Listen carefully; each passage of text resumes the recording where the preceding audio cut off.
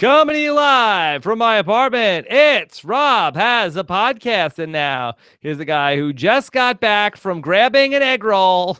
I'm Rob Cesternino. Hello, everybody, and welcome back to a very interesting Monday night edition of our Big Brother Canada recap to talk about everything that we got to see. A lot of new information about the double eviction.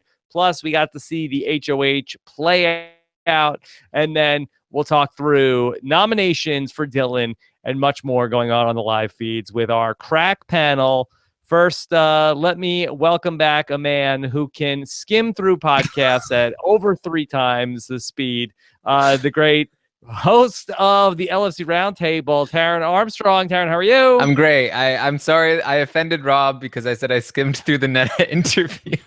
Hey, look. Yeah, I mean, it's just a Netta exit interview. I mean, if anything is like, okay, let me put that on background noise while I'm doing something else. Netta exit interview is that. If you said I skimmed through the Emily exit interview, I wouldn't have batted an eye. Yeah. I was just trying to get it in before the podcast. That's all it was. I'm going to re-listen to it after. Okay.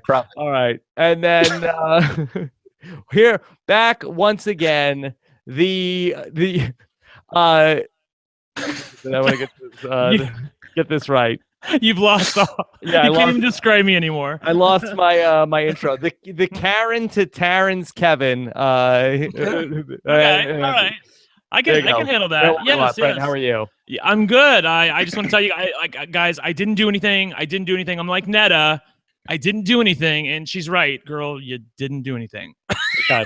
So we'll talk through everything, including my conversation with Netta from earlier today as we go along here. Hashtag RHAP for those of you guys who want to get your questions into the show later on. So excited to hear what everybody has to say about a very interesting point here in Big Brother Canada 5. Of course, we are within 1 month until we're going to be up in Toronto for our Big Brother Canada, first ever Big Brother Canada live show outside of Podcast House in New York City. So if you want to join us there, we're starting to lock in some people from the Big Brother Canada alumni. They've been I talked with Sarah Hanlon today.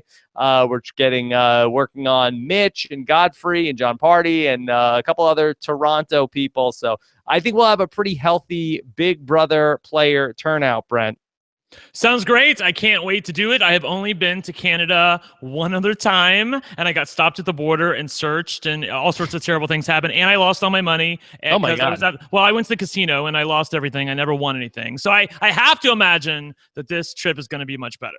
Okay. Well, it's a low baseline. So exactly. Low bar. Yeah. All right. So if you want ticket information, you can go to robhasawebsite.com/Toronto BBCan. robhasawebsite.com/Toronto BBCan. The LFC will be there. Should be one great night. All right. So I want to start off a little bit with, my conversation with Netta, and I think that ties into this whole double eviction. I really haven't had the opportunity to talk about the events of the double eviction. I talked to Taran on the phone on Friday, and I voiced to you, Taran, I just want to get on the record, but I had said I did not like this move for Cindy coming out of this week, and we can get into more of that, but I just didn't understand what she was going for. But let me go back to Netta, and that was where this conversation should start today. So I spoke with Netta, and I was very concerned because she did seem so devastated during the live show. We got to see more of that tonight, where she started crying in the storage room to Bruno, and I thought she was in better spirits. Taran, did you get that? Yeah, definitely. I mean, obviously, I think in that moment, it's just a lot to handle all at once. Like you're vulnerable. Now you're going to get nominated by one of your allies, and now you're on your way out of the house immediately. Like that's going to be really hard to take. But I'm sure that after a couple of days of decompressing and thinking about it, she was able to get in a better place. Yeah.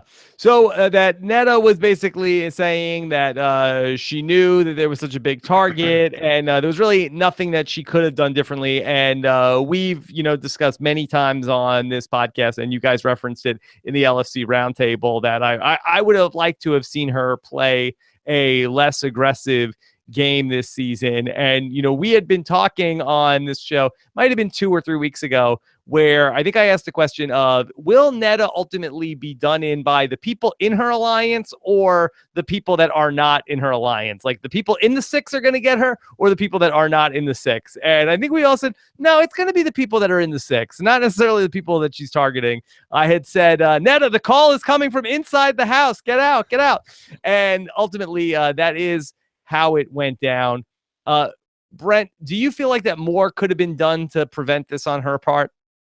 Oh, 1,000 things. The thing that I didn't like, that I was either in your interview or in another interview that I read, was where she said I had no chance of winning the game. That I came into this knowing I had no chance of winning the game. My first question is, well, why are you coming back then? Because she seemed to want to have it both ways in her exit interviews, where she was like, I knew I wasn't going to win the game, so when I got this power, I decided that I was going to play balls out with it and make Canada happy. As I said on the podcast yesterday, that's a terrible reason to play, to make Canada happy.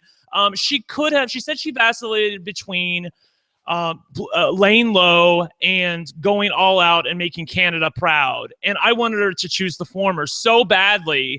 And because she never even made anything out of the latter. She said she was going to make big moves, but she didn't do anything with those big moves. She won HOH, and she didn't make any deals with anybody for when she did become vulnerable. She just said, Cass, I'm nominating you. Let's get her out. She never talked to these other people about, let's make some deals. I want to keep you safe. She never tried to make relationships with many of the newbies. She sat in that room and studied with Jackie and Bruno. I can point to 100 things she did wrong. Yeah.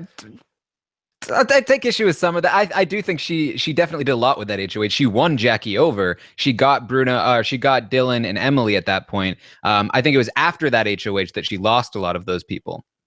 So let me just put a crazy theory out there, and I'm sure some people are talking about this. I don't think it's impossible that Netta wins Big Brother 5. Big Brother Canada 5. Okay? Okay. Just hear me out. Okay. Because we've seen a buyback in Big Brother. Did they do one in Big Brother Canada 2? I don't think so. No, there wasn't one in 2. But they did it in Big Brother Canada 3. They did it in Big Brother Canada 4. And we saw, no mention of it in the pre-jury. And now we're going to send somebody to the jury. And I just wonder, is that a possibility where, Brent, isn't this like a great sequel where Netta, she, was sort of like, didn't win, but she went out on a high in her first season. Then she comes back and everybody's expecting great things, but then she stumbles in the first act and has to hit rock bottom before she can come back into the house, final 7, hair on fire, and then make a run to the end of this game. It's certainly possible. It's Big Brother Canada, and even in the U.S., they tend to, do a jury buyback these days. They have for the past 4 seasons. So it wouldn't surprise me. I will say that in her interview with Arissa right after, Arissa shook her hand and said, we'll see you on finale night. So that leads me to believe that there isn't going to be anything coming down the pipeline, but I've been shocked before. Yeah. Perhaps I don't know how much we should read into that. Maybe that decision's not even 100%, or they're still on the fence with it. But I just could see that happening. And I feel like that Netta's big style of play right now, Taran, I think it would be something that would be very well received coming back in around Final 7, Final 8. I agree. I think by the time Netta comes back in, if she is coming back in, I think a lot of people are going to be looking for somebody like Netta to come in and shake the game up. And if it is some kind of fan vote, I know the audience has turned on Netta at this point, but depending on who she's sitting there with, I could easily see them being like, why not throw Netta back in there? Even if we don't like her, she's going to be the most entertaining by far. Right. Yeah. If she's against some other vet and maybe a couple newbies and a fan vote, I mean, she's got that unlocked. If it's an endurance competition, I put my money on her every time. So there are a couple different ways this Is she good at endurance competitions though? I mean, she lost that one in the beginning of the season but she had William hanging on her, and I think she could. Like, I put my money on her to stay up there all day. I mean, she's like, to me, she's the perfect build for it. She's, women typically do well in endurance competitions, and she certainly has the mental fortitude for it, and she doesn't weigh a lot. She's like a stick. So, I mean, I can't imagine that she wouldn't be. She's at least replacement level or better as far as endurance competitions go. The thing is, though, she'll be against Cindy probably, like, or at least somebody somebody else will be in there that will be very competitive with her. You have to imagine, like, William has a good build for that, I feel like, exactly. as well. Yeah.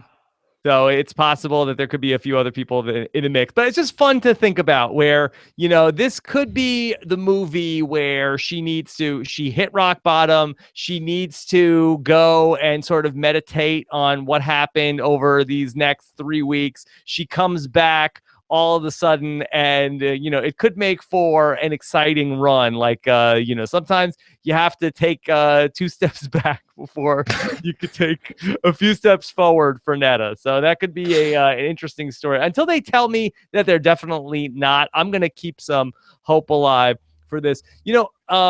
I don't know if people like it or don't like it when I sort of cross the streams, but just to talk a little bit about Survivor here, and I want to just get into a little bit of some spoilers from the season of Survivor Game Changers, but really not for this past week's episode. So I'll give you a chance to get out if you're not caught up. 3, 2, 1. But Taran, has the comparison been made yet between Netta here and Sandra in Survivor Game Changers? I've seen some people mention it, but mostly just in the sense that it might actually have been Brent that mentioned Hello, it was freaking me just yesterday, you fool. Sorry about Oh my that. God. Sorry about that. Does anyone listen to me talk anymore? Sorry. Yes, I said it was definitely a comparison between Netta and Sandra, because I heard everything you said about Sandra and Game Changers, how this was not a good setup for her, that, it wasn't like Sandra with other stars of Survivor coming back. Basically, it was Sandra, Tony, and everybody else. And this one back to me, Brent. Yes, exactly. Well, freaking Netta, this was like that same thing with Netta. It was like Netta and 7 other vets, maybe Cass, and then, a bunch of new people. And so this was a terrible setup for her. I can't imagine she was ever going to win something like this. But that doesn't excuse her bad gameplay, though. I don't like it in her exit interviews when she says, well, I was never going to win anyway, so I decided to take big swings. No, you don't have to do that. There was still a path for you. We were on this very podcast. Taran was saying how Netta was set up perfectly, and you blew it. Okay, well, talk to me, because I don't really understand what the difference is, because I feel like that Sandra was almost universally applauded for her big gameplay in Survivor Game Changers, where Netta is taking a lot of flack. Why do you see it differently? And Brent, it is all coming back to me, where Taran said that he thinks that Netta should have waited for a season that John Party was going to be in, and then she should have come back then. Sorry, it was a long day for me. I mean, look, the difference between Sandra and Netta, I feel like Sandra has a better social game. She's actually able to empathize with people. And I feel like that Netta, I don't care what Taran says about Dylan and Emily and Jackie. I still feel like she's a bit detached. She keeps people at arm's length. She's not able to get that touchy-feely kind of, I really like you kind of feel that she needs to have for Big Brother. And beyond that, she doesn't have this ability to get people to make moves that are in her best interest while thinking that it's in their best interest. She was making moves within the alliance with Bruno's input to try to make moves for them. So they were cutting Gary, cutting Dallas, cutting Cass, none of which benefited 2 of the people in the alliance, namely Aika and Demetrius. And eventually the soldiers woke up. I mean, Aika and Demetrius realized, you know what? They keep trying to set us up here where they're keeping Dylan and Emily and Jackie in the game so they can go after us and replace us. They realized that, as they should have, and Netta was not able to play it off and give them a little bit. Like I said, if you go back to the beginning of last week, if Dylan goes and Emily stays, that doesn't really change the house dynamics at all. And Aika and Netta's relationship is totally, it's a lot better than what it was at the beginning, at the end of the double eviction. Okay. So I want to talk about how Netta ultimately approached the situation with Cindy, because we got to see a lot more of that tonight than what we got to see in the double eviction. And so at that point, we see where Aika goes to Cindy and says, okay, you have to put Netta up on the block. And we get to see sort of the pitch that Netta is trying to make to Cindy to don't do this, Cindy. You're going to choose the wrong side. Taran, what did you learn when we got to see the more extended cut of that? I was actually a little more impressed with Netta. With Netta, I was kind of like really thinking that Netta was really messing up in that moment, which I wasn't totally blaming her for, because that's a really high pressure situation. You've learned that you're about to go on the block. Like, it's almost impossible to change somebody's mind. But she really threw out every single argument that she needed to, and also pleaded to Cindy's sense of like loyalty and friendship, which I think was the thing that was most effective and nearly got Cindy to not do it. But I think the thing that Cindy had inside of her that Netta couldn't have dispelled was, this is Netta. This is the legendary Netta, and I'm going to take her out, and this is going to be amazing. I can't sit next to her. I need to take her out at some point. And like, now's my opportunity. There's not much that Netta can say to argue against that point. So she did a pretty decent job arguing every other point. I still would have liked it if she didn't get into an argument, or at least so caught up in the argument with Aika. But that too kind of contributed to the idea of leave Netta in the game, and she's definitely going to be fighting with Aika. You have no reason to take her out right now. You can leave the two of them in there. Unfortunately, just with Cindy, doesn't work. I agree with you that the 5 minutes, 10 minutes that she spent with Cindy ahead of her being nominated, definitely I was more impressed by that, because I thought that she went off the rails a little bit in the edited version that we saw. Once we saw them fill in the blanks a little bit, I liked how she talked with Cindy, but that wasn't the problem. It wasn't the 5 minutes that she spent with Cindy before she was eventually nominated. That was great. It was the 48 hours before the double eviction that was the problem. She spent all of her time in the study room with Jackie, as one of my Twitter followers reminded me about. And where was Cindy? With Aika the entire freaking time while they were studying in that room together. Aika was chattering in Cindy's ear about Netta for 48 hours straight. So, I mean, like on balance, I'm thinking that 48 hours is going to do a lot more than 5 minutes. And beyond that, I still have massive problems with the way Bruno handled this. Okay, well, we'll get to that in 1 second. Just in terms of one of the things I always like to look at in these situations is the body language between these players in how they approach these things. What did you think about Netta and Cindy? I felt like that she was saying good things, but I just felt like that she the eye contact wasn't there, Brent. I agree with that. On the other hand, I will give Netta a pass on this thing. Look, you heard what Cindy said in the show. You know, Netta's a really fearsome competitor. I mean, if I make it to final 2 and I'm sitting next to her, I mean, what the heck am I going to do? How am I going to win that? Bitch, please. Like, that is the most illogical argument I've ever heard in my life. I wanted to bash my head up against the wall when I heard that. That's so terrible. There are 11 people left in the house, and you're worried about Netta in the final 2? That resume. Okay. That's the thing. In Netta's exit interview, she said that she feels like that Cindy is the Sierra Easton, to coin another Survivor analogy. She's the queen of big moves. She wanted to do this for TV, and that was only so. If that's the reason why Cindy wants to do it, all the logic in the world and empathy in the world will not help you in this instance. Yeah. Well, maybe she could have reminded her, like, hey, Cindy, remember what happened last time you did this. But that's what Bruno said on the later on in the live feeds earlier this week. Bruno said that, like with Parhar last time, that's what he said, his words. Parhar last time and Netta this time. Cindy just makes these moves out of nowhere. You don't know what the hell happened. Yeah, she's a legendary game breaker. Legendary game breaker. So just going back to my exit interview with Netta, also that she said this is what Cindy always does, that she just makes these moves for TV.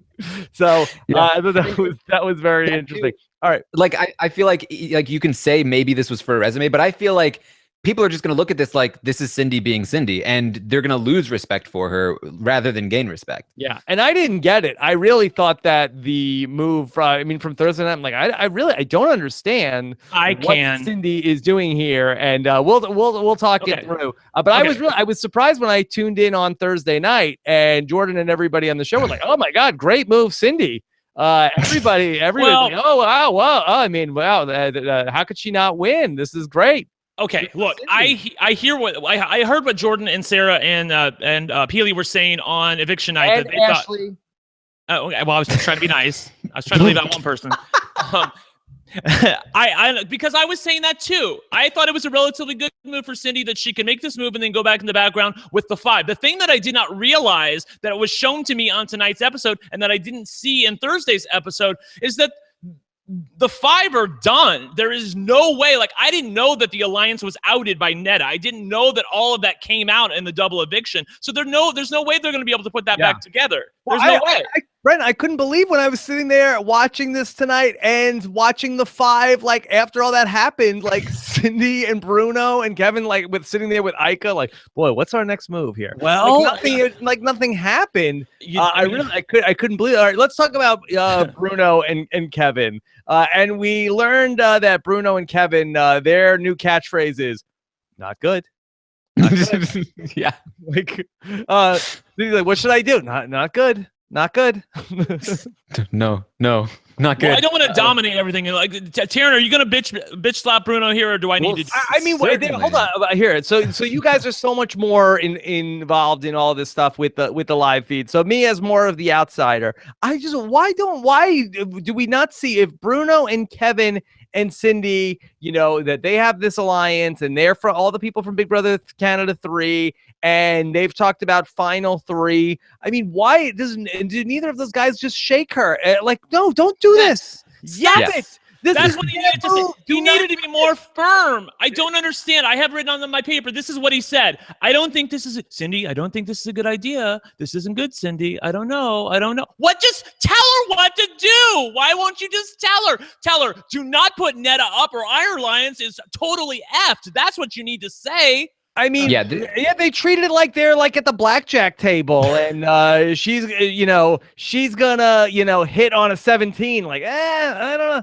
Like, I wouldn't. So ambivalent, Rob. Yeah. This is the difference between normal gameplay and a double eviction gameplay, because under normal circumstances, you don't want to be that aggressive. You do want to do what Bruno does and just kind of be like, I don't know, like, let's let it subtly play out. But she is literally going down the stairs to make these nominations. You have to grab her and say, Cindy, under absolutely no circumstances do this, or we are just totally screwed, because if we lose Netta, we there's nothing. We got nothing. You cannot do this under any circumstances. Exactly. And maybe that's enough doubt.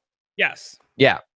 I couldn't believe it, and then we saw Bruno sticking with Netta, and like Bruno's like trying to comfort Netta, but like I don't know, he's thinking like, oh, this is a jury vote, I gotta comfort, but it seemed like that there was work to do, and I don't know where Kevin was during any of this. That way, I mean, when you saw him sitting on the couch for the longest time, I mean, like, did he just Not take good. it for granted that Cindy's in our alliance and she's going to do something relatively smart? If he thought that, he could tell that by the initial nominations. Basically, she put 2 people on the block that are in Kevin's corner, in Dylan and Jackie. I mean, you could argue maybe Dylan's not currently, but they're at least not with the other side of the house so overtly.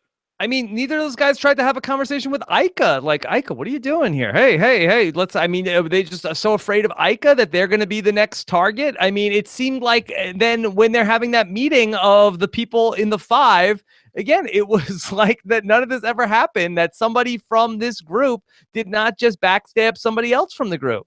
Well, and this is another thing that I mean, Kevin and Bruno also were in the past 48 hours, and before this, just they were not checking in with Cindy enough, especially knowing who Cindy is and the kinds of moves that she's made in the past. You need to have more season 3 alliance meetings with Cindy, where you tell her the lay of the land and what's going on, and make sure that she understands that she's still with you, and that that Aika is saying one thing, Netta is saying another thing. We're going to stay in the middle. We're going to stay impartial. We're not going to get involved in that, because that's going to be disastrous for us. They weren't checking in with her enough, and by the time they tried to, it was far too late.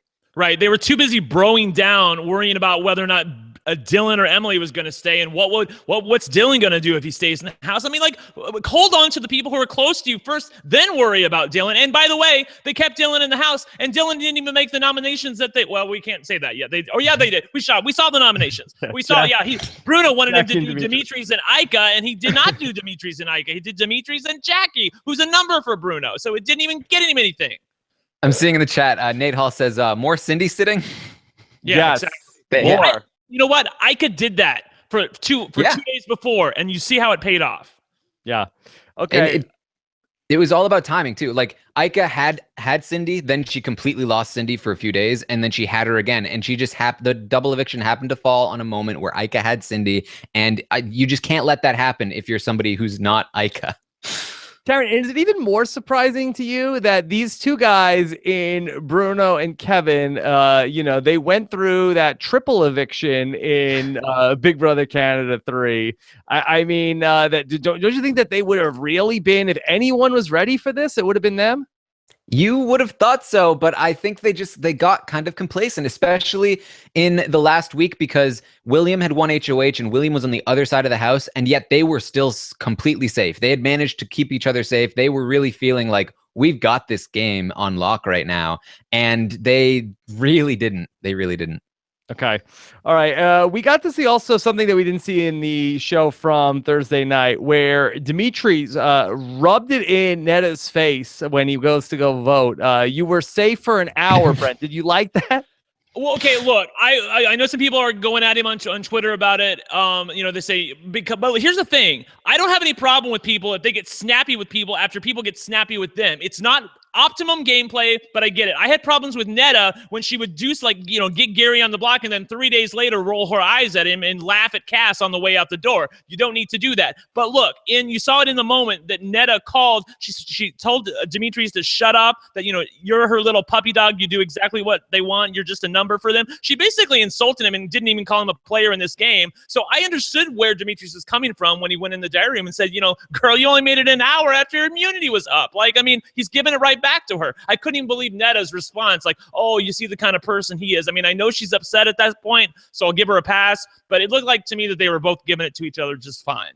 Taran, what about Netta blowing up the 6 in front of everybody? I wasn't really sure what that was going to do at that point, because other than get her allies into more hot water. Did you think that was a good decision, or is that just sour grapes?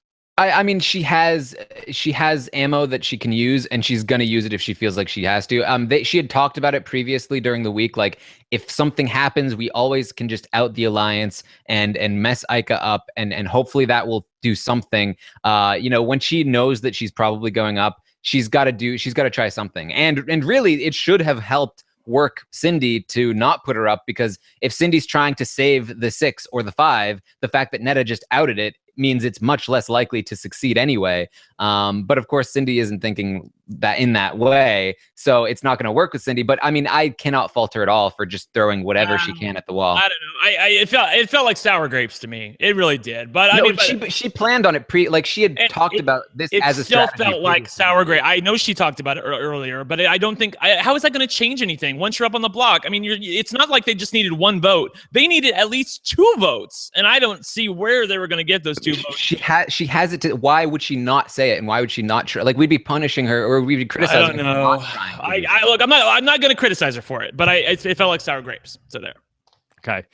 All right. Anything else from the double eviction that we got to see tonight? Taran, anything else before we start to get into what goes on after? We can briefly talk about the nominations, I guess. Okay. We didn't really touch on those too much. Okay. All right. Well, let's start to get into that, because again, we got to see sort of like a little bit of politicking in between. We saw really for the first time all of the new players start to talk together. Brent, was that a new development where we ended up seeing Karen and Will and Dre and Jackie and Dylan talking and all on the same page? No, I mean, these are basically the people that were trying to save Cass and Gary previously, or some, combination of them. They've basically been talking. I mean, obviously Jackie coming into the room and saying something. She's like a day late and a dollar short to that party. I mean, these people have been talking forever, and now you've been up Netta's butt the entire time, and now you're coming in saying, I need to find some people to work with. Well, I guess you do. It shows me what a bad player she is when she goes in the diary room and says, well, I'm sort of a lone wolf in this game, and I don't really have anybody. There's a reason for that. You're playing terrible. Taran, were the feeds back up by this point? I mean, what were Kevin and Bruno saying after the double eviction? They were saying, not good. Not good. Yeah, that's a catchphrase. They were basically saying, like, Cindy just completely ruined us. We are really in deep trouble right now. I can't believe she did that. She ruined us. What was she thinking? Again, all stuff that they should have said to Cindy. I just don't understand why I mean, like I said, if they didn't realize that they were in trouble, they should have realized it from her nominations, because her nominations of Dylan and Jackie, which well, just pat myself on the back and say I did predict that somebody would pull something like Dylan and Jackie, because those are inoffensive nominations that anybody would make and would make the entire house happy. When in a double eviction, when everything is moving fast, you're always going to make nominations like that unless you have a plan, and she didn't have a plan. So of course she's going to put up Dylan and Jackie, and obviously that's going to come back to bite her in this episode when she's at least on the short list of the next nominations when Dylan predictably wins HOH.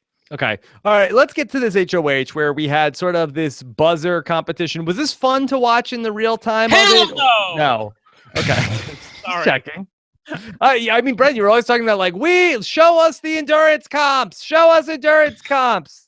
It was it was okay until they decided to start making a deal. When Dylan started whining, and by the way, I know the episode made it look like, Dylan basically asked for HOH and then they gave it to him. That's not how it happened. Okay, give us how it happened. Well, I mean, this competition went on. You saw them at the bottom of the screen. It's 7.5 hours. I mean, from the time a buzzer went off to the next buzzer, it was like 2 hours at a time, sometimes an hour and a half. And the house guests they were over it. By the way, the other thing that Big Brother left out was that they had locked the storage room in the refrigerator. So the house guests had been on slop. They were basically have-nots for what, Taran, a day, 2 days preceding this? Yeah, I think it was just that day. That day, okay. So they were all hungry. They had not had any food whatsoever besides slop, and so that's why Big Brother was tempting them with the Chinese food. Because I'm sure you're thinking to yourself, these people live in a house. Like, why are they so enamored with Chinese food and beer? I did notice the lock on the refrigerator, but I'm glad that nobody was drinking the beer in that challenge. Dylan got the beer, didn't he, Taran? Yes, I want to say he did. Well, yeah, why were people who were out of the competition allowed to go and get the slop passes? That was so stupid. That was so okay. I'm sorry. I'm dominating. I didn't understand that. All right. So talk about how this deal, because it looked from the show that there were 4 people, including the not good bros, Bruno and Kevin, who split with 4 people for $500 Canadian each. They walked away from a chance to be the HOH. Yeah, I mean, I think for them, their thought was because Dylan was basically saying, I'm going to nominate Aika and Demetrius, and they were thinking, if Dylan does that for us, fantastic. And this is like really emblematic of something that they continually mess up on, which is like, optimal situation, we got to go for it. Instead of thinking about like, realistically, if this doesn't go through, we're already in a bad spot. We'll be in an even worse spot. So, I mean, I think they were thinking this would be great if it worked, but yeah. Yeah, they wanted to. First of all, they were all tired. It was a long competition, and Dylan kept. The other thing to keep in mind is Dylan kept saying, you guys aren't going to beat me in this competition. I'm a boxer. My hand-eye coordination is great. I know what I'm doing. I'm going to win this. And if you guys piss me off, I mean, he was basically like, I need to see my family. Don't make me mad, kind of thing. He basically whined himself for an hour and a half to an HOH quote unquote win, and Big Brother didn't even want to give it to him. You saw there where he hit the buzzer and they said, "Congratulations, you're the HOH." That's not how it happened. He hit the buzzer. Big Brother had to let a minute go by. Then the feeds went down. Like, it was obvious Big Brother did not want to give them the deal that they put together, but there was really no way that the house guests were going to not give Dylan the HOH. As far as Bruno and Kevin, I agree with Taran that they thought this was going to be optimal. They can get Dylan to do our dirty work. We can get Aika, Demetrius out of the house, and then we can compete for HOH next week. On the other hand, they were in a bad spot. They needed to take control of the game here, and I said this before on the podcast. I don't know if it was with you, Rob, or maybe it's with Taran, where they do not underestimate, or they do not understand the fact that they have burned Dylan. That the fact that Kevin wouldn't use that veto on Emily or Dylan. Dylan just has not let that go, and he will not let that go. He is pissed at them for it. He feels used. He lost Emil Bay. Yes, exactly. Even though he has a new one in Karen. yes. He did say that tonight with in the vacuum of not having Emily, that Dylan did have a new Emily. Yeah, You're my new Em. Good. Except on a higher mom level. Yeah, exactly. Yeah, on mom level. A Tanya, mom it's level. mommy dearest. It's mommy dearest. It is mommy dearest. I was so great to see this tonight because we saw in his HOH package that he didn't have a father figure when he was younger. It was only his mom and now it's his niece. He's the kind of guy who likes to surround himself with beautiful women. So that's why he is really not keen to bro down with Bruno and Kevin, even though they think he's with them. He's not. Yeah.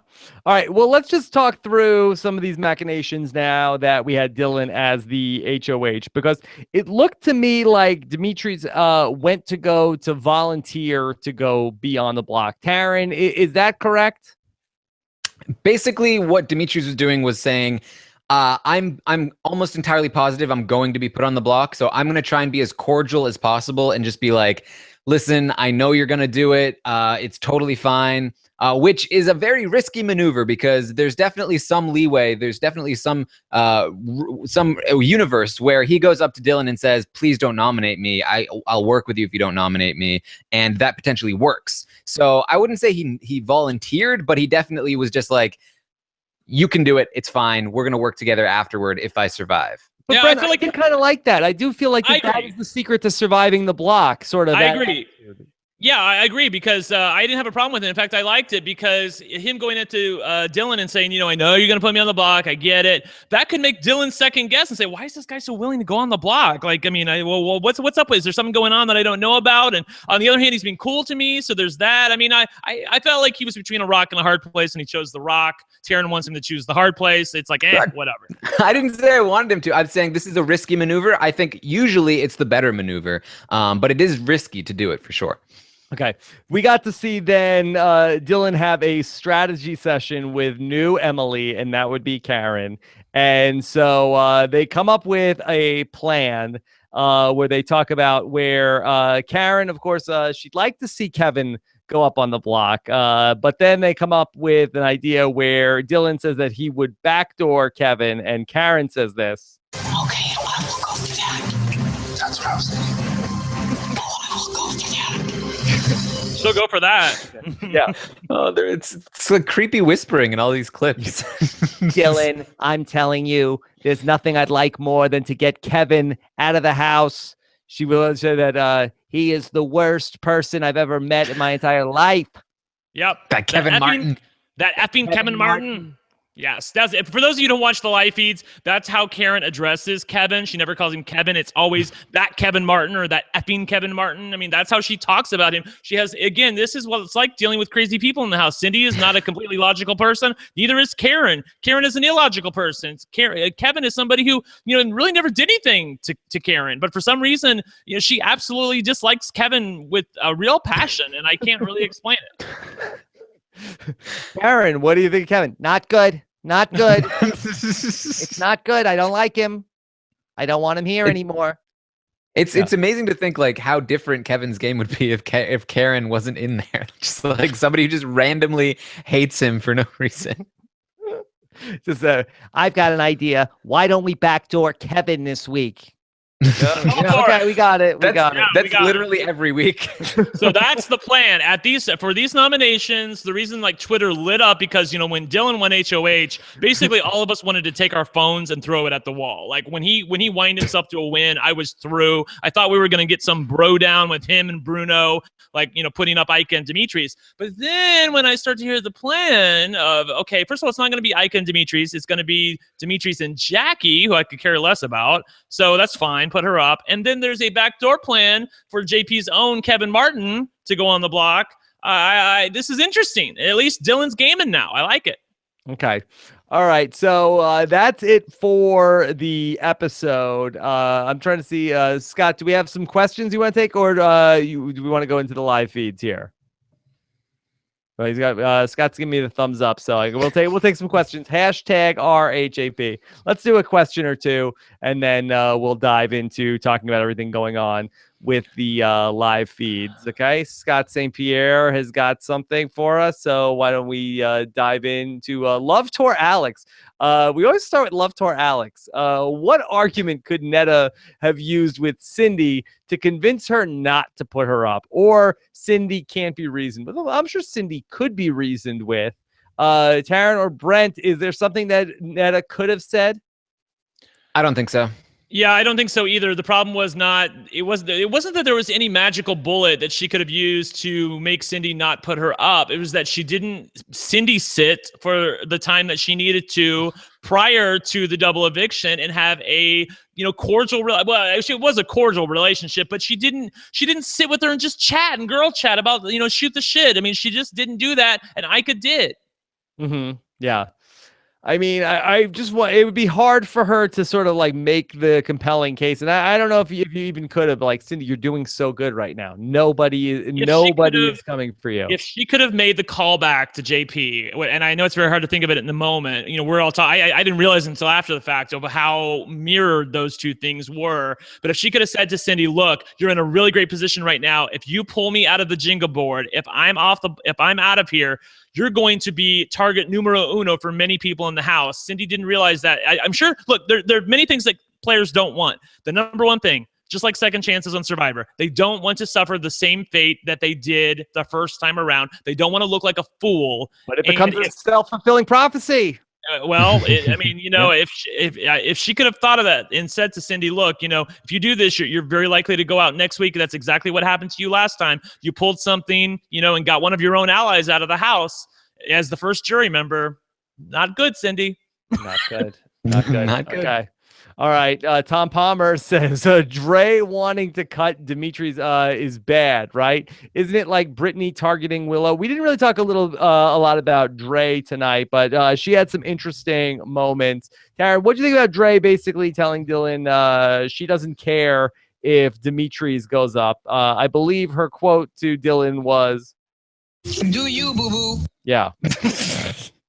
Yeah, Dre is playing an interesting game. I think interesting, probably the best way of putting it. Targeting Demetrius, she thinks that if she gets rid of Demetri, it forces Aika to pick a side, at which point Aika will pick her, and she'll have Aika all to herself. And it's total nonsense. Like, if she strikes a blow at Demetri, Aika is going to be pissed. And if Aika finds out that Dre was saying that she wanted Demetri out, which is a very likely possibility because she's telling Dylan this, then that's disastrous for her game. I have no idea what Dre is. Dre just has all of these weird ideas about what she should be doing, and she's not doing anything that I want her to be doing in the game. And yeah, I mean, targeting Demetri, definitely a bad move here. Oh, look, another crazy person in the house. It's Dre, who wants to target somebody who A, isn't coming after her, B, is a giant shield in front of her, and C, is allies with her number one. Seriously, she's such an idiot. You do you, boo-boo. Yeah, that's great. She thinks it's going to be great. She fears Demetrius. But look, Demetrius loves Dre. He's not going to put her up. I mean, there are people on the other side. You heard the five talk about, Cindy. I love it. Right after the double eviction, she could have nominated Dre. Right after the double eviction, Cindy's on the couch with the five saying, well, Dre has to go. We're worried about her. She's our number one target. Well, then where was she? You could have put her up in the double eviction. Oh my God, Rob, with these people. Okay, let's do one more of the live feeds. Steven Flashback. Who's this? Is Karen the Canadian version of Debbie Wanner? No, she's definitely not. I would not say that that's the case. Do you guys see any shades of Debbie? I mean, she's an older woman who has, says some crazy things. I love the thing that she said to Taran recounted on the live feed show about when Kevin said, well, what's your birthday? And she's like, I'm not telling you. Why do you want to know? I'm not telling you. I don't know you. I don't know tell you anything, Kevin. What else do you want to know from me? You want to know my social security number too, you creep? I mean, she is genuinely very vicious toward Kevin. And people laugh at it, but it is very mean. And I think she's genuinely trying to be mean-spirited about it, but it's just funny coming from her. Whereas with Debbie, it's kind of scary. So there's definitely some difference there. Yeah. Okay, let's get into the live feeds because I know there's a lot of stuff going on. So what we're going to do here, we are going to take a quick break, come back, and then let's talk live feed spoilers with Taran and Brent here on our Big Brother Canada 5 recap. And here we go. The Office of Civil Defense has issued the following message. This is A spoiler. warning. A spoiler. Warning means that an actual Spoiler. against this country has been detected and that protective action should be taken. Yes. Oh my God, the guys are so into it tonight. I was just trying to imitate Taran on that famous GIF that they made of him. So yeah, Yeah, I think you guys are dancing for the gifts now. yeah, definitely. I will own that one. Yes. All right. There's so many gifts of the LFC out there. All right. So let's talk about this. Taran, do you want to talk us through where we're at right now at this hour? Yes. Start So with the veto. yes, Dimitri and Jackie were nominated. They played in the veto. This was basically like a must-win, or we thought a must-win for Kevin if he didn't want to be backdoored. And Dimitri ends up winning it. So Not good. we're thinking, oh man, Kevin's done. Kevin's done good. here. Not good.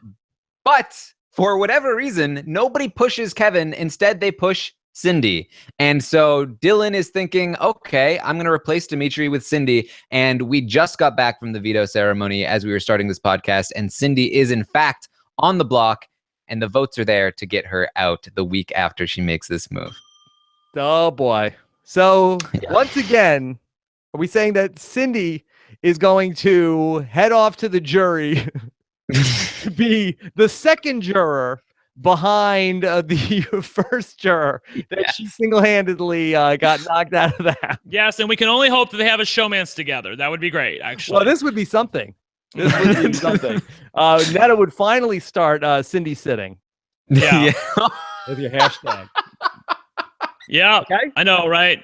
I thought everything was going perfectly. Better late than never. Kevin could have been the backdoor plan. Even Kevin sensed that he was the backdoor plan because, as you know, you saw in that HOH competition, he technically wasn't part of the deal there at the end because he went and got like $400 or whatever, and which is, pitiful. I mean, Kevin makes that in one bet and hold him, so I don't understand why he had to go get the money. But it's not going to be Kevin. It's going to be Cindy, and it is Cindy. Okay, so all right, let's talk through a lot of different parts of this. Okay, so how did it not be Kevin, Taran? Well, it basically, Kevin was a part of this deal that Dylan made in the HOH. Oh, was he? I thought. Okay. He was barely a part of the deal. As we saw in the episode, he kind of just was like, oh man, how do I get myself back in this? And good on Kevin for making himself get back in on that deal, because there was definitely outs for Dylan to say, Kevin, you weren't in on that deal. But he was in on the deal. That's what everybody assumed. That's what Dylan thought. And everybody basically went up to Dylan and said, listen, I know you're not going to put up Kevin. I know you would never break your word. That's not who you are. So why don't you put up Cindy instead? And not really realizing that he was planning on putting up Kevin before the veto. And so when everybody said that, I feel like they ingrained it in his head that, yeah, I guess I can't break my word. That would be bad. I'm in this game. I have integrity. I need to play integrally, or whatever it is that Devin said. And so he was like, yeah, I guess I got to do Cindy. And even though Dre made a late last second push to try to get him to backdoor Bruno, it was at that point, the idea was ingrained in him that I got to stick to my word. I'll take out Cindy. That's fine. It's a perfectly acceptable alternative. And that's why it's Cindy and not Kevin and Bruno. Okay. Yeah, I want to go back to where we started at the double eviction. I wanted to get into it then, but it was spoiler stuff. So I put it on the back burner. But Cindy's decision to make this move, that at the time it happened, I was so confused about what she was thinking. I know she wants to make good TV, but she was so safe, Brent. I really thought that this was highly questionable for her to go after this at this point in time. Oh. And now here she is. And I know you guys talked about this yesterday. Was she just unlucky that this worked out this way? And maybe so, but I just didn't get the move in the first place. Well, the thing that we didn't touch on in this podcast that we did yesterday was, what the hell was she doing winning that HOH in the first place? That was the first problem. She was in a totally safe position, and she puts 22 when the answer's 130. Not good. Why didn't she just put $1 million if she didn't want to win it? I think she's trying to kind of have it both ways. She didn't really know if she should throw. Look, she should have thrown it. That's the short answer. She should have thrown it. She knew it was just her and Kevin. Why is she trying to take it away from Kevin? Let Kevin do all the dirty work. Let him make the play, and you're still fine. She needs that resume. This isn't like the Steve situation where he guessed wrong to try to throw the competition with 4 consecutive questions. This was like she answered correctly a lot, and then she put a reasonable answer as her tiebreaker question. She had no business having this HOH, and obviously had no business making this kind of move when she was in such a great spot as it was. I feel for her, doing the same thing again, and she's gonna be going to that jury with Netta, and she's gonna have that exact same moment again. Netta is never gonna let this go. Exactly. And I feel at least Jordan was willing to forgive. But Netta is not gonna be as. Well, this is the jury. This is the jury segment that I think I am most looking forward to of any jury segment of all time. I'm so excited for Cindy to walk in that door and see Netta, and just it's going to be a beautiful moment. I feel for Cindy, but it's going to be beautiful. Yes. Can we talk about one more thing? Because I haven't heard you address this. Great.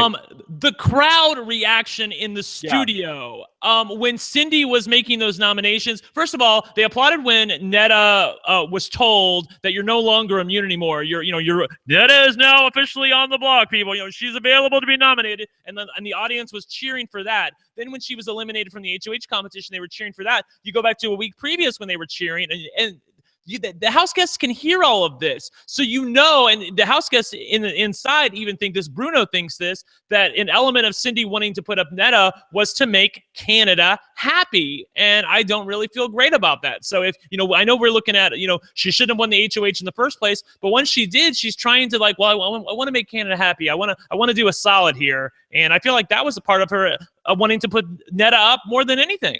Yeah, I get it. And even, when Aika, everything that she did, there was a big pop behind that, like it was a wrestling show.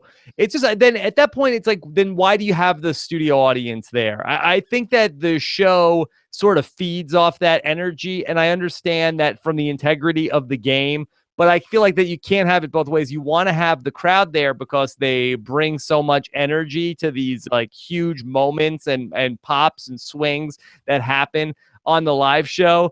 And if you're going to sort of silence that, then it sort of defeats the purpose to me to have an audience there that has to sit there and be quiet. They don't have to silence it, but this doesn't happen on BBUS nearly to the extent that it happened here. I mean, first of all, Arissa is standing right in front of the audience, so you can see all of them applauding. So even if they did have the sound off, you would still see these people, cheerful with glee that Netta was on the block. We don't get that with Julie John. I thought I have not seen that shot on Big Brother US. So. For me, to the point where they are booing through Netta's eviction speech, that's where it's just it's immediately discrediting anything she says. She had no chance.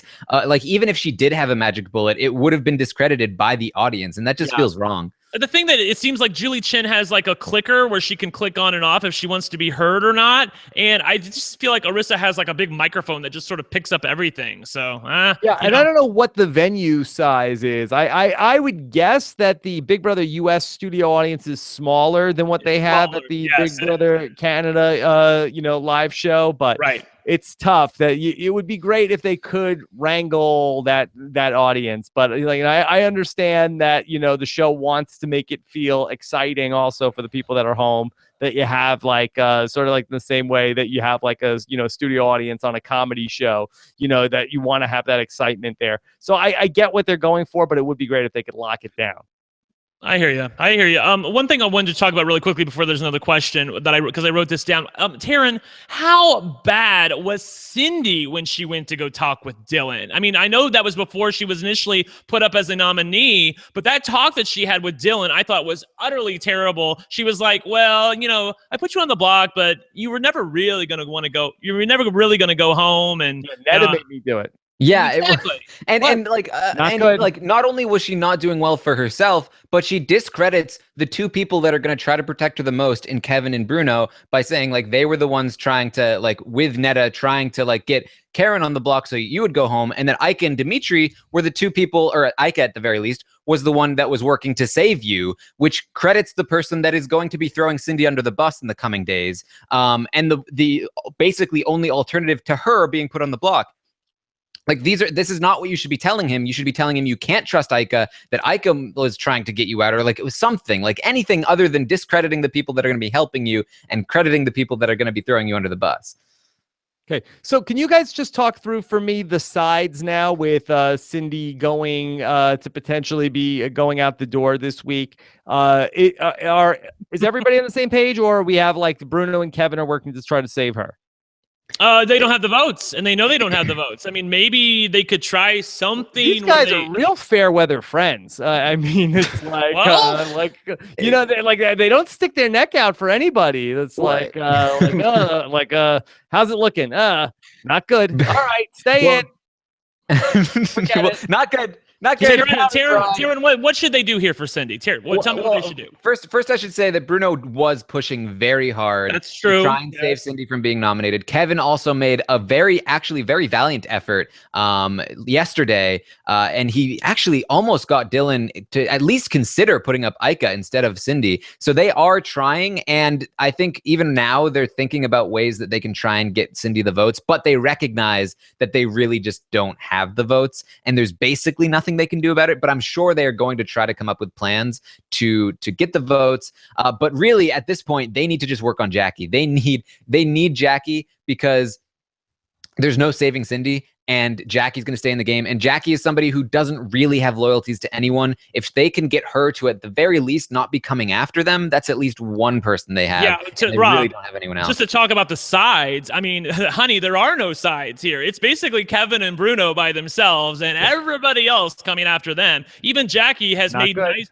with Aika now, and they have, even though they've not told anybody about this, it was nice to see that Aika and Jackie were at least able to have a civil conversation where they decided, let's try to not target each other here. It wasn't touchy-feely, but it was okay. It was admirable, and I feel like Kevin and Bruno are they got to win an HOH to reset the game. Why has Aika soured on Cindy, Brent? The problem was this deal. This is the problem. The deal. The deal really it sort of made it so Aika was like, well, there's only so many people. First of all, he's not going to put up Karen. That's his new Emily. The house gets sort of realized that they have a good relationship. Right. And so they're not going to, he's not going to put up Bruno and Kevin. He's not going to put up William and Ray. Kevin, come on. Okay. So there's only 3 people left. There's somebody who nominated him during the double eviction in Cindy. There's Aika, Demetrius, and Jackie. He nominated 2 of those people. So now it's down to Aika and Cindy. So of course she's like, Cindy, get out in front of that bus, girl. Get out in front. That's what's going on. And I think the important thing to note is that, like, Cindy was never in good with Aika. Aika never liked Cindy. She was just using Cindy to get Netta out in that moment. She really doesn't like Cindy for a lot of reasons, including some reasons outside of the house. And Aika basically, shortly after Cindy did this for her, was like, thanks for getting Netta out for me, but sorry, you got to go this week. Yeah, possibly one of the worst moves in Big Brother Canada history. I mean, and one of the best moves by Aika to get somebody who she doesn't even like, who's not, considered an ally, to make a move for her against her mortal enemy, and Aika's able to get it done, not even having to win HOH. Yeah, I mean, the really funny thing when you go back to the live eviction is that everything Netta said was true, and nobody believed her. She's no, Aika's going to destroy the alliance. Like, she's like, this is not a good move. Don't do it. Don't listen to her. Like, everyone's like, yeah, right, Netta. I hear that, audience. Well, yeah, exactly. Again, it's like when the audience is booing when Netta says that, it's like, well, she must be lying. I don't think that they were that wasn't like one, in the real time, that when she was giving her speech, yes, but it seemed like that. I mean, based on the episode, I don't think they're piping in the live feed of what's going on in the house to the audience. I think, Arissa threw it to, hey, here's what you saw during the commercial break, and then they're seeing things play out in that way. All right. So, all right.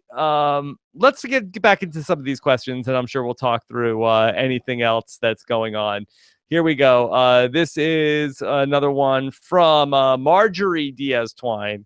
Why were fans freaking out when Netta got boos on BBUK? Everyone gets booed. Canada obviously borrows a lot of the elements from BBUK. Brent, they get booed on Big Brother UK, so what's the problem here? My problem with it is, again, like you said, they're trying to have it both ways. They try and, lock everybody in the house, no contact with the outside world, no, interacting with anybody on social media, anything like that. But then all of a sudden, during these random live evictions or double evictions, they're able to get essentially feedback from the way the audience is feeling. It doesn't feel like it's within the integrity of the game that they currently have set up. it feels like it is beyond what should be allowed. That's how I feel about it. I have no problem with Netta getting booze. She did plenty of things to get booze, and I did feel bad for her crying, but if I was there, I probably would have booed her a little bit too, because I didn't like some of the mean girl things that she did when she was in power. Having said that, they shouldn't let the house guests hear that much of it, in my view. Yeah, I just wonder at this point in time in 2017, I mean, are we just like yelling to hear ourselves on this between care packages, Canada's HOH and America's player and all of these things? Like, have we just gone like full OTT with this stuff, Taran? Rob, if we don't carry the torch, nobody will. I guess not. I was gonna say, like, we can't just give in. Have you met me and Taran? You're talking about people who like to yell to hear ourselves? Oh. Well, I'm just glad that we found an issue you guys are on the same side on. So I'm happy. Especially on a season like this where I feel like, despite some hiccups, it's going pretty well. And I think that's largely because there are less twists and there is less involvement, like less BBUK stuff that they're trying to shove in. Speaking of that, we didn't even touch on. Yes, do you want to take it, Taran? Go ahead. Well, there was a leak on the live feeds. There was a brief shot of what looks like a hidden veto power in some sort of like hidden passageway. There's a doorway in the backyard, and there, as we talked about on the roundtable show, there is talk of a shockwave twist coming soon. So it looks like there is going to be a twist introduced probably next week. It might be similar to the one in Big Brother Canada 2, where there was a hidden veto and they had to find it, or it might be something else like the have-not power. Who knows? Or diamond veto. We don't know exactly what it is. It's certainly it's a possibility. Some form of veto. There's a big description under it that we can't read. But we can read the words power of veto under, and it has the V sign too. So we know it's some kind of veto. I can't remember what. Oh, I was going to say that, the feeds have been down all day. That's the other thing too. I don't understand this. First of all, they just had the veto ceremony, 30 minutes ago. And it's 10 o'clock at night. That's ridiculous. Usually they have it at the beginning part of the day. So I don't know what happened, but they've had the feeds have been off for 8 hours, and they were on for 20 minutes and they went back off again. So something had to happen today. I don't think that there's a veto in play at this point, but I wouldn't bet my life on it. Okay. Who's going to win this game right now, Taran? I mean, that's a tricky question because, things are very up in the air right now, especially after Netta left. There's a lot of stuff that's going around. And I think the next HOH is going to probably determine what direction the game goes in. But the people I'm looking at, and I got a lot of slack for pointing this out on Twitter today, was I'm really starting to say, watch out for Jackie, because she is the one player who has remained unaffected by a lot of the power shifts. And she is somebody that is able to continually float around. She's not a rat floater, but she is a very much a floater, and she's going back and forth. And she has been able to make connections with the people that she needs to. The fact that she has been able to, and this isn't entirely Jackie's doing, it is also Aika's doing, and it's good on Aika. But the fact that she is able to connect with Aika again, when I didn't think that was necessarily possible, says a lot of good things about Jackie's game moving forward. The biggest downside to her game was that even though she might make it to the end, she's probably not going to win. But I think the fact that she's made relationships with Aika again, and that she's always had a relationship with people like Kevin and Bruno, I do think that there's definitely a decent chance that she gets respect in the end. So I'm saying, definitely watch out for Jackie. She's somebody that I think people should watch out for. William, I think you should watch out for. And obviously, Aika, if things continue to go her way, it looks like she's in the best spot to win right now. I kept waiting with an Aika win. Yeah, I kept waiting for the period in that sentence somewhere. I felt like I was listening to myself there for a minute. Just kidding, Karen. Just kidding. I have to say, look, he was asking for a winner. In no universe do I see Jackie getting 5 votes. I thought you were going to call Taran out for being a fancy fencerton with a bunch of people. I had to. But no, I was like, there's no way that Jackie's going to get 5 votes here. I mean, come on. That's what I said. That's what I'm saying. Like, people always underestimate these people. I said the same thing of Steve. I said the same thing of Nicole. I'm saying you need to watch out for this kind of player because they are often overlooked. If she gets to the end with Dylan, I still think Dylan wins. And I said yesterday, but I don't think that anymore. I still think people said she's not. That'll make us long for the days of Kelsey and the Pax Bros. Listen, you said that she's not a rat floater. She's just a floater. The house sees her as a rat floater, and that's a problem. The only person who's ever played the rat floater game is Andy, and he got to the end with Gina Marie. I don't think that she can play the rat floater game and win. I don't see it. The people that I'm looking at to win are Aika and Dre. I feel like Demetrius Right. always good. I feel like that she's an idiot, but I feel like she could win. I feel like that, and also Karen, and I'll be fancy for instance, and he got to say 3 names. I'll say 3 names: Karen, Aika, and Dre, because I feel like Demetrius will always be taken out before Aika. Aika is combustible enough where people might think they have a shot against her in jury if she doesn't win that final HOH. And Karen's not going anywhere for the long haul. Karen's going to be there till at least final 5, final 4, and she's shown that she can win an endurance challenge. So could be Karen. Okay, that'd be exciting. How about Demetrius? How come we're not talking about Demetrius as a possible winner? I mean, if Aika is the person who takes all the bullets, that she could end up pissing off a bunch of vets, like a Netta, like if Cindy is pissed, Bruno and Kevin are like, could Demetrius sit there and be the more likable part of that relationship? I think he could, but I think he's going to need to win out in order to do so. I think something that we may have overlooked in this podcast is that Dimitri would have gone home if he didn't win this veto. This was a must-win veto for him, and the fact that he won it puts him back in a great spot again. But I think the dial is going to turn soon again, and he's going to be a target, and he's going to need to win out if he wants to make it anywhere near the end. And that's certainly a possibility. He seems very good at the competitions, and a lot of the other good competition players are going out. So I wouldn't say he's drawing dead, but I do think he's going to need a comp run. And I think he has done some good work, because after he was pulled off the block, he was able to go to Dylan and say, "Hey, not a big deal that you nominated me. I won't be coming after you next week. We can squash this now that I'm off the block. We can work together, or at least not go after each other." And so I like what he's trying to do, but I agree with Taran. I feel like he's always going to go before Aika because people fear him so much, and even somebody in his own alliance like Dre, somewhat illogically, wants to target him. And I feel like there's a time and place for that, like 6 or 7, but not at 10. Yeah.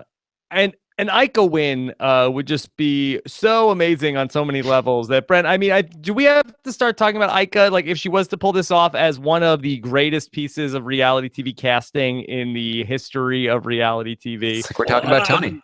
I had her number 1 on my list when nobody else did, is to come back on an all-star season. I knew what Aika was. She was gold. And by the way, Aika told JP, I hate everybody else, but I love that Brent guy. So I'm just telling you all that. Anyway, yeah, she's great. Yeah, or just LFC. Possibly, I don't know. She's just amazing, because she's like, that sounds very narcissistic, but she's like, she reminds me of myself, because she's just like, she just kind of says whatever she wants, and she doesn't have a filter, and she's kind of just like, take it or leave it. If you don't like it, get the hell out of here. Then, so I nothing sticks to her, Taran. That's true. Stuff sticks to me. Yes, I've heard. Nothing is stuck to her yet. I think that she's playing very well. I think that things have stuck to her, but things have also gone her way because of the relationships that she's built with people. And again, we've talked about this thing where she's gone back and forth, and that she genuinely believes it when she does it. And I think that's been a huge help to her, where normally that might not work. I think it did, especially with the relationship she had with Netta. And I think that was a huge boon to her game. Now that she doesn't have that, I was worried. I was saying, is Aika going to be able to continue this? She almost lost Dimitri this week, but she is doing good work, especially through Dimitri. Dimitri's patching up things with Dylan. She's patching up things with people like Jackie. And so I do think that now that Netta is out of the game, and Kevin and Bruno, who are really the only 2 people who can match her in terms of experience and strategic ability, they are completely on the outs. She can basically run this house from this point on. All she needs to do is, not lose a competition to Bruno and Kevin. Right. And for these other players, I mean, could you imagine putting Aika on the block, even if you're going to backdoor her? I mean, do you want to live like, you'd have to get her out. I talked about Aika was a great target in the double eviction, because if you're going to get her out, I mean, she's going to go down swinging. She's going to take people out with her. I mean, she'll make what Netta did look like that was nothing. I mean, could you imagine just Aika just going after you for days on end, Brent? It's not something I would wish on my worst enemy, unless their name is Taran Armstrong. So, I don't know. It's like, I think we always say that, but then, combustible people do go out of the house. So I have worried a little bit, because Kevin is at least aware that Aika is in a really good position. So there is at least an outside chance that they would actually go after Aika rather than Demetrius. Maybe maybe Bruno and Kevin say to themselves, look, let's get Aika out of the house, and then Demetrius, would be willing to work with us. He was part of our 6 originally. We like him. He's a nice guy. Let's get Aika out. So, even though I think Demetrius is in more danger, Aika still could go out of the house here if either one of them. He would be too scared to work with the people that got Aika out. Well, it's okay. It's funny you say this, Brent, because I'm reading the updates right now, and Kevin and Bruno are literally as we speak talking about, wow, I cannot believe how great Aika is at Big Brother. She is fantastic. She's so good at this game. She's the best player in this game right now. If she makes it to the end, we're voting for her, but we have to take her down. We have to do it. We have to win and take her down. So I think I think they might shot at Aika first. Because what's happening is Dre has let it be known that she was willing to vote out Demetrius. So now they're like, well, she's not that close to Demetrius. She's close to Aika. Look at all these people that Aika has. And now all of a sudden it's not about Demetrius. It's about Aika. So Bruno and Kevin feel like, well, if we get rid of Aika, Dre isn't necessarily with him because she's willing to vote against him right now. Those two guys can put their heads together and try to get Aika out of the house. When she catches wind of that, she'll say, Bruno, Kevin, what are you doing? You're trying to get me out of the house? Like, no. We're not trying. Well, sorry. We were just talking. Not good. Not good. This is not good. We would take it back. We'll take it back. She already thinks that they're going after her. Yeah, she does. So, yeah. You saw in the episode, she's like, Bruno is a liar. All right, let's do more questions. Bruno's saying to Kevin right now, if we can take out Aika, maybe you can pull Dre and William. See? Okay. Yeah. Here we go. Yeah. Well, I'll believe it when I see it. Merlin Meridian Mary wants to say, can we talk about the moment when Karen's obsession with that Kevin Martin made the edit?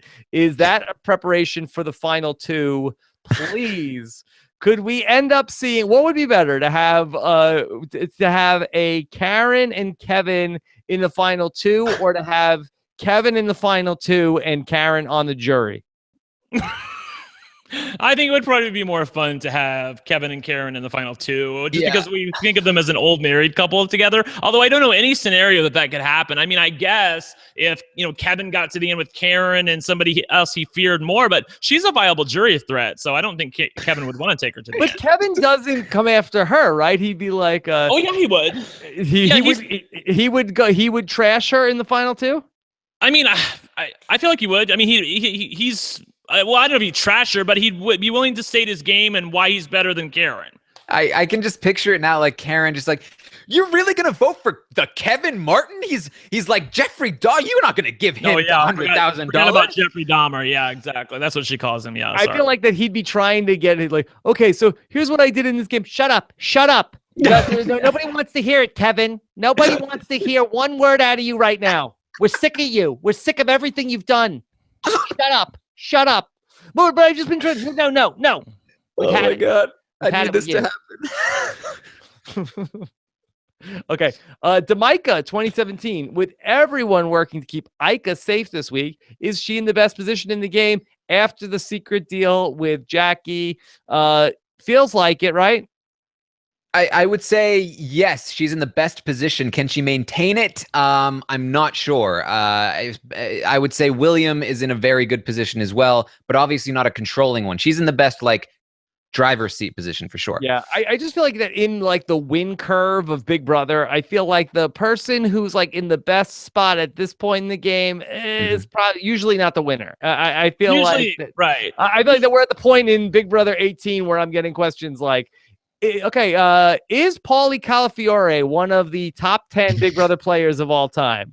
That was a question on one of these podcasts. I remember that. It was. Absolutely. Of course I am. But I will say this, though, that, you have to play the game that's best suits you. You can't be somebody else in the Big Brother house. And this is the game that Aika has to play. She has to be in front. She has to be in the driver's seat. I don't feel like she can play something where she's following somebody else's bidding, because then she gets too much of an attitude. But could you imagine if Aika is running the show and that's when Netta comes back into the house? Oh man. And would it stop for a week? I mean, the whole house would be, you got Aika and Netta over here, Kevin and Karen going off over here. I will say this, though, that in her interview, she did not give any credit to Cindy. It read to me that she would be willing to vote for Aika in a final 2. So I don't think she hates Aika at this point, and I think by then Aika might be maybe have other people that she hates. And remember, they were friends coming into to the Big Brother house, so they could find a way to work together I don't know again. about that. Oh, you're I do. really forgive the grudge very easily. Netta goes back into that house. It's World War III. Like there's no solving that one. I mean, they tell you you're trash, you're ugly on the inside. There's no coming back from this. In her exit interview with another outlet, she said that this is how it is with Aika, but in the house it's more magnified. With Aika, she'll get mad at me and then we won't talk for a month and a half, and then I'll finally text her and say, like, are we mad at each other? And she's like, oh, I was mad at you for something, but now we're fine. Like, I mean, Aika's willing. She's like me again. She's willing to like get mad at people, but then like 2 days later, she's totally over it, and she's able to compartmentalize that anger, put it on a shelf until she needs it again. Okay. I mean, that's all new well and good. New RHAP-up drinking game. Every time Brent says that Aika is like me, you have to take a just shot. came up today. Come on. And I'm telling you, Taran, if she before. wins the game, don't think it's going to stop when we get to Big Brother 19. Brent basically won. He's going to talk. I won Big Brother Canada 5. Do you remember when I got Cindy to put Netta up on the block during the double eviction? What a great move. All right. John Heddle says, how come Dylan talked about targeting people who are manipulating him in his diary room when he didn't nominate Bruno, Kevin, or Aika? Okay. Why is Dylan talking about targeting people manipulating him in his diary room? Because it's Dylan. Yeah, I think he's just look. I mean, I'll answer it seriously. I mean, he is trying to tell. Basically, he doesn't want to look like a fool. He figured out that Bruno and Kevin are using him, and he wants to let Canada know that look, I know there are people who are using me, who have been manipulating me, but it's his deal. He made a deal with him, and he's going to keep to his word, and he's not going to put them on the block. That's what, so it's so funny. I'm sure Cindy's going to walk out of the house like, how did this happen? Part of it is her fault. She should have never won that HOH. She should have never nominated Netta. On the other hand, if this deal doesn't happen and the HOH competition just plays out like it was supposed to, I don't really think she would have ever gone home here. Okay. And to be fair to Dylan, everyone is using him, so like that's true. He's technically right. Okay, let's do one last question. BB President, if Cindy goes this week and with an unreliable Jackie floating, what are Bruno and Kevin's paths to final two short of a competition streak? So who has the better chance to get to the final two? Kevin? Probably, unless your name is Karen. Yeah, I would say Kevin. Yeah, because everybody feels like, first of all, there are people in the house that currently want Bruno out. Aika, Dre, they want Bruno out. Dre, obviously, Taran said was trying to backdoor him earlier. They feel like Bruno is a little shifty. We've talked about how he's shifty on this podcast. He doesn't really, he's not able to talk with people, and he denies things that are totally factually true. Like, the sides of the house thing and the fact that him and Cindy and Kevin are a trio. People said, Karen said, it was so funny watching Bruno talking with Karen, because Karen just says it like it is. She's like, she has no filter either. So when she says, to Bruno that, I want to get Cindy on the block because I'm scared of her and you and Kevin. Bruno's like, well, we're not a trio. We're not working together. We're not in an alliance, which is totally not true. And Karen knows it's not true. Like, he tells these lies that are unbelievable. He has to know when to cut bait on his lies and just fess up. Okay, let's update the power rankings of greatest Big Brother player of all time. So number 1 is now Aika. Are we talking about the house? Let's talk about only Big Brother Canada. Only Big Brother Canada. Okay. All time. Aika is number 1. Who's Aika's number 1 now? Everybody not named Aika. I think Taran would probably say Mitch, but I'm not putting somebody who was like the 10th place on my best player list. We're trying to get him to come to Toronto. I love you, Mitch. You're very cute, but you're not on my list. Sorry. Okay. I think Netta. And by the way, I will say this too. Look, somebody tweeted this to me. I really think maybe I underestimated how good John Party is at this game based on what I saw from Netta. I had him number 9 on my list, and that's like when Stephen Fishback, people say he's better when JT does bad. Right? Yeah, there's definitely an analogy there. I don't think he's number 2, but he's definitely higher than number 9. Okay. All right, good. I mean, Bruno, Kevin, Netta, like all these returning vets, Cass, Gary, they're all dropped. Their stock is going down. Godfrey pointed out. Godfrey's up to what? Number 3? Godfrey pointed out that all of the people coming back besides Aika have done worse than they did on their previous season so far. Mm-hmm. Okay. Godfrey's Twitter game is on point. Yeah. I mean, he's not playing the game right now, but he's playing the Twitter game. Yeah, he Oh, did you know say he's that living was for gonna, this. that he was going to see Cindy next week when she got into the house. He just he was off on that one. Yeah, but it was still funny when he tweeted it. It was funny. Okay.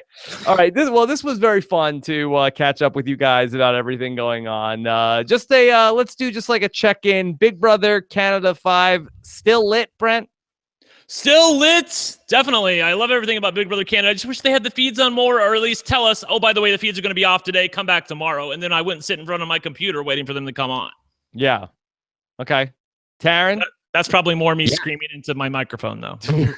I mean, like, I'm very happy with how the season is going. Even though, you know, all of the vets that I was looking forward to seeing play are going out one by one, I'm still excited about the what's happening in the house and the fact that there have been less twists. We'll see what this upcoming twist does to the game, but I'm very happy with it currently. Could we hit a lull, though, where we get to the point where I'm trying to think of, so if Cindy went out this week and then like if Bruno and Kevin went back, when it's just Aika and all the new players, is that going to get boring or that's going to be exciting because then somebody will come back in from the jury?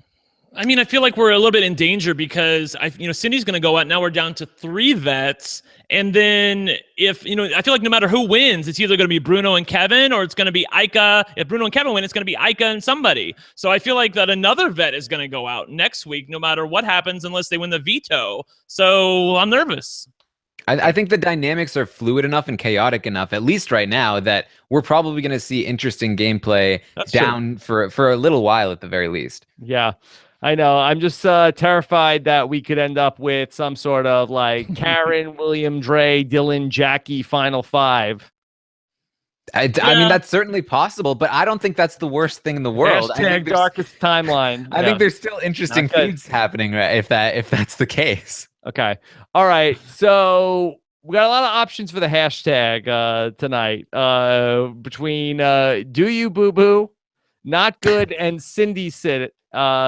I feel like it has to be not good. I mean, we said that at least 20 times in this podcast. Okay. So, yeah. All right, good. That's the new catchphrase for Bruno and Kevin. I'll see if I can pull the clip for the next podcast that we do. All right, so Taran, what's coming up later on this week? Jordan is going to be back on Wednesday. Yeah, Jordan will be on Wednesday with Special Melissa time. and Alex. Yes. Yeah. Oh yeah. Well, we don't even know what time. I'm not even sure. Yeah. Well, right? it's going to be a 2-hour Survivor episode coming up on. So, but she said check your local listing. So I don't know if it really will be like right after Survivor or if it will be like in the middle of the night or something. I don't know. Well, I think somebody it's going to be playing at 10 o'clock. Okay, so, well then good. So yeah, good. probably. Yeah. And then I believe it's Melissa and I with Jordan on Thursday night. Okay. Yeah, okay, well, check that out. Jordan will be live on Wednesday and Thursday following the episode, and then I will have another exit interview coming up on Friday. If you missed my exit interview, again, with Netta and Emily, that's also up in our RHAP-ups feed and also in our Big Brother podcast feed. And don't miss the new smash hit show, LFC Roundtable, coming up on Sundays. It's very fun. I hear people are saying that they love getting the regular doses of the LFC again. Yeah, best podcast ever. That's what I'm hearing. Sounds Brian, like have it. you heard that?